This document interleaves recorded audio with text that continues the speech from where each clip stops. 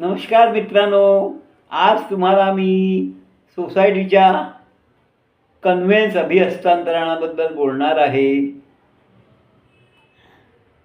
दोन शब्द बोलणार आहे.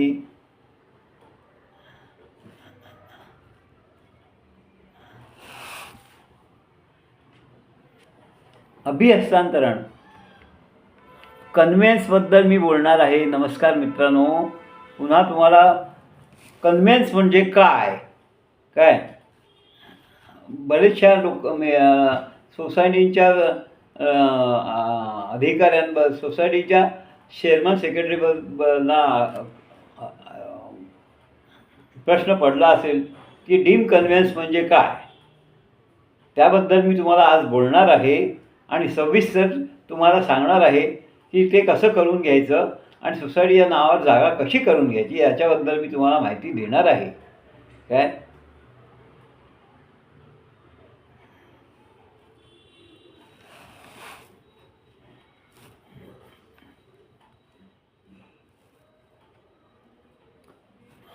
जमीन सोसायटीच्या नावावर करणे. काय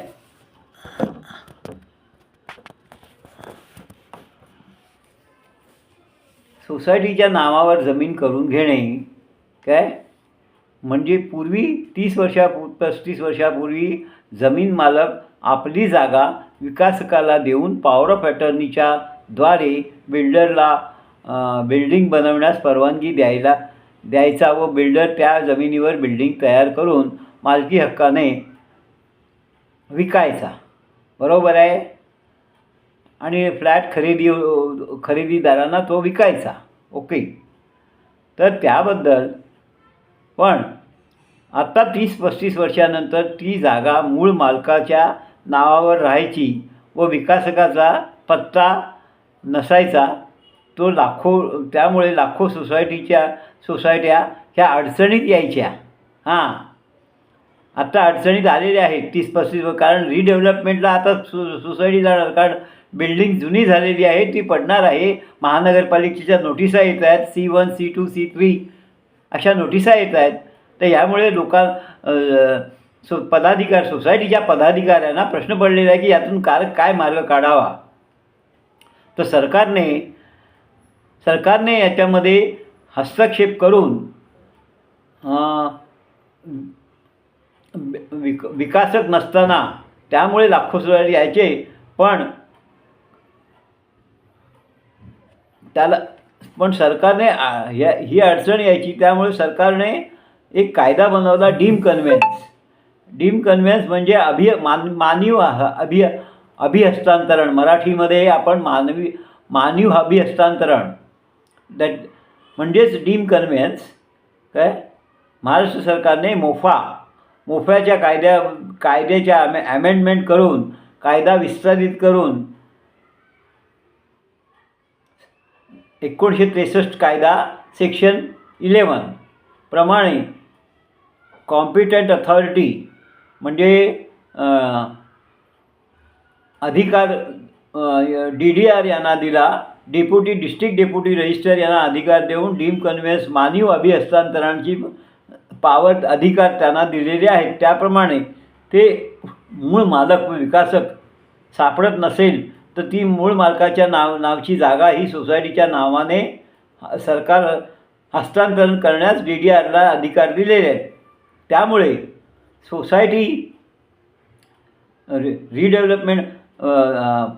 रिडेव्हलपमेंटचा प्रश्न सोडवलेला आहे. पण अधिकार दिलेले आहेत ते आता जिल्ह्यामध्ये जे DDR असतात जिल्ह्याचे त्यांना अधिकार दिलेले आहेत आणि त्यांनी रिडेव्हलपमेंटचा प्रश्न सोडवला आहे सरकारने. आणि त्याच्यामध्ये महारेराने पण आपल्या त्या कायद्याला आधार दिलेला आहे. आणि 2018 सेक्शन